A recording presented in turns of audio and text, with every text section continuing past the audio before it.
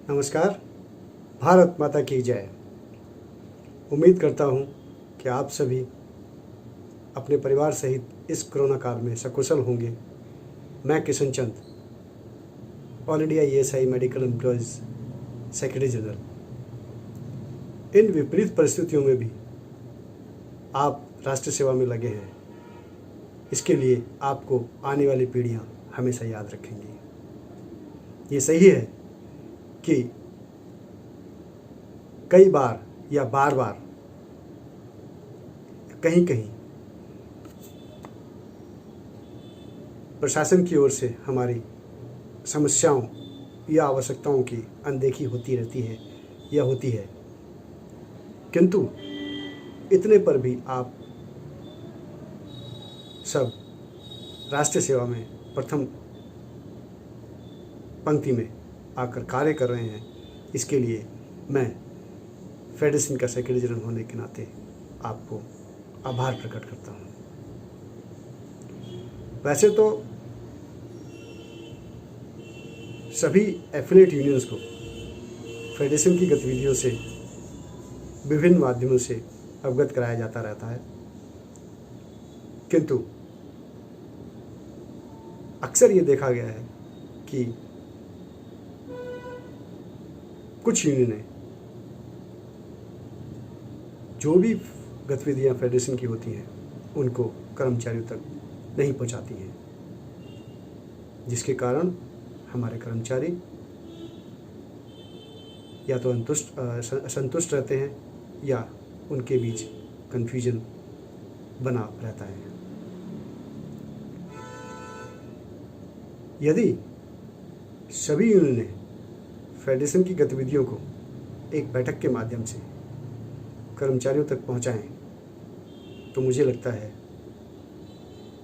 कि ना कोई कन्फ्यूजन रहेगा और ना कोई यूनियन को अपने कार्य करने में बाधा आएगी।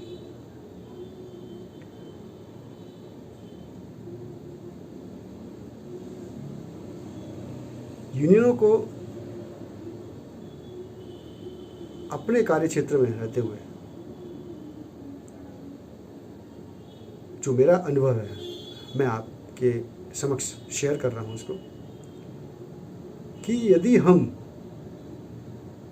जो 90% कर्मचारी हैं जो कि अपने कार्य को, जो उनके पद अनुरूप कार्य हैं उनको, अस्पताल के कार्यों को और यूनियन के व फेडरेशन के कार्यों में सहयोग करते हैं और सजग रहते हैं, उनको साथ लेकर आगे चलना चाहिए। किंतु हमारी यूनियनें उन 10% लोगों के ऊपर अपना ध्यान केंद्रित रखती हैं जो ना तो अपने कार्य को ठीक से करते हैं, ना वो यूनियन को कोई सहयोग करते हैं, ना वो फेडरेशन की किसी गतिविधियों में कोई उनका लेना देना है। तो इससे क्या होता है कि यूनियंस अपना समय उन 10% लोगों की बातों को सुनने में लगा देती हैं जिनका कोई उनको भी फ़ायदा नहीं है, ना बाकी कर्मचारियों को फ़ायदा है। तो मेरा ये निवेदन है सभी यूनियंस से और उन सक्रिय कर्मचारियों से 90% से कि आप एक दूसरे को सहयोग करें और आगे बढ़ें। तो यदि हम ऐसा करेंगे तो उससे क्या होगा कि जो फेडरेशन का जो बायलॉज है या जो यूनियन का बायलॉज है, अगर हम उनको ध्यान में रखते हुए अपने कार्य को करेंगे तो बहुत आसान हो जाएगा। अगर कर्मचारियों के बीच एक बैठक की जाए और उनकी समस्याओं को सुना जाए और जो फेडरेशन की जो गतिविधियां हो रही हैं वो उन तक पहुंचाई जाएं, तो ये जितना भी कन्फ्यूजन कर्मचारियों के बीच होता है वो समाप्त हो जाएगा और यूनियन और फेडरेशन अपने कार्य को अंजाम दे पाएंगी। और हमारे सभी कर्मचारी संतुष्ट हो पाएंगे। फेडरेशन को पूरे राष्ट्रीय स्तर पर 5 जोन में बांटा गया है। उन 5 जोन के अंदर हमारे 5 उप प्रधान कार्य कर रहे हैं। इसके साथ साथ सभी राज्य स्तर की यूनियनों के माध्यम से एक एक जॉइंट सेक्रेटरी नॉमिनेट किया हुआ है। तो यदि ये हमारी टीम जब कभी बैठक कर्मचारियों के साथ होती है तो उसमें कम से कम एक राज्य का जो प्रतिनिधि है हमारे फेडरेशन की तरफ से, जॉइंट सेक्रेटरी, वो उसमें शामिल हो और उनकी समस्याओं को सुने और उन समस्याओं को जो उस क्षेत्र के, जो उस जोन के वाइस प्रेसिडेंट है, उन तक पहुंचाएं, तो आधे से ज़्यादा समस्या तो उसी स्तर पर समाप्त हो जाएंगी। किंतु फिर भी यदि वो समस्या इतनी विकट हैं, इतनी बड़ी हैं, जो क्षेत्रीय स्तर पर रिजॉल्व नहीं हो पा रही हैं, उनके लिए वो वहाँ के उप प्रधान अपने स्तर पर फेडरेशन को वो भेजें। और फेडरेशन आपको वादा करती है कि क्षेत्रीय स्तर पर या मुख्यालय स्तर पर या मंत्रालय स्तर पर जिस भी स्तर का वो विषय होगा उसको पुरजोर तरीके से उठाया जाएगा और उसका निवारण करने के लिए पूरी ताकत लगा दी जाएगी। यदि हम इस प्रोसेस से आगे बढ़ेंगे तो हमें बड़ा आसान होगा। मेरे पास बहुत सारे कर्मचारियों के फ़ोन आते हैं विभिन्न राज्यों से और वो अपनी व्यक्तिगत समस्याएं या अपने कैडर की समस्याओं को लेकर बात करते हैं, लेकिन मैं उनको कोई सहयोग नहीं कर पाता हूँ क्योंकि मैं यूनियन का बायलॉज, वहाँ के क्षेत्रीय यूनियन के बायलॉज और फेडरेशन के बायलॉज से बंधा हूँ।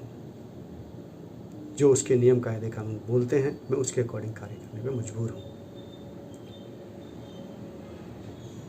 कहीं कहीं ऐसा देखा गया है कि वहाँ से भी मेरे पास फ़ोन आते हैं जहाँ यूनियन है ही नहीं। तो एक ये तरीका है, एक प्रोसेस है। अगर हम उस प्रोसेस को अडॉप्ट करेंगे तो हम सबको जो भी हमारी समस्याएं उनका निवारण करने में आसानी होगी।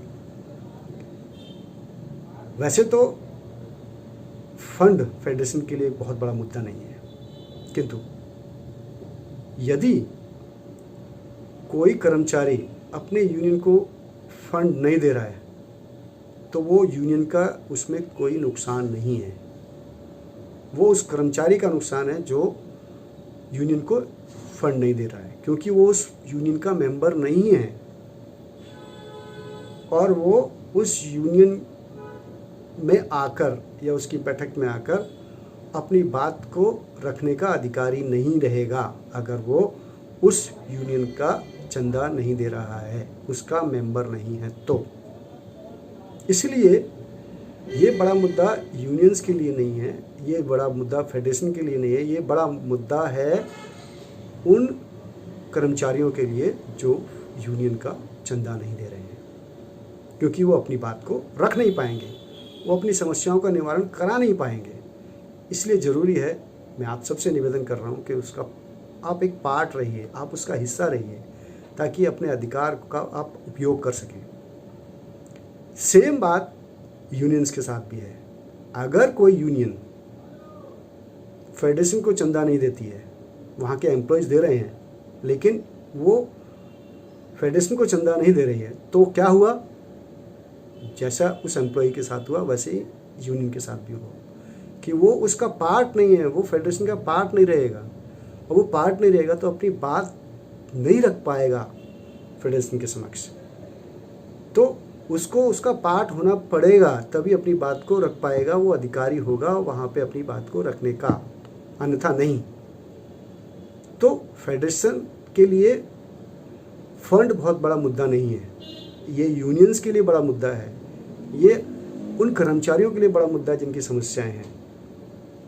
तो मेरा यही निवेदन है कि आप हिस्सा रहिए, आप उसका हिस्सा रहेंगे तो आप अपना हिस्सा पा पाएंगे, अन्यथा नहीं। तो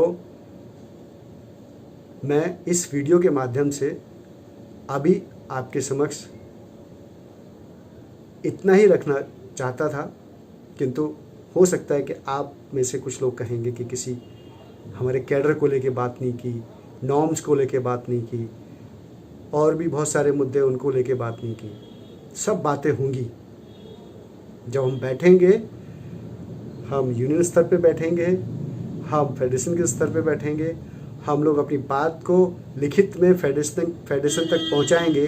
मैं आपको वादा करता हूं कि उन सभी मुद्दों पे डिस्कशन होगा, और आपसे निवेदन करता हूं कि आप अपने यूनियन स्तर पे बातों को उठाएं, और यूनियनों से मैं निवेदन करता हूं कि आपकी बातों को फेडरेशन तक लिखित में पहुंचाएं।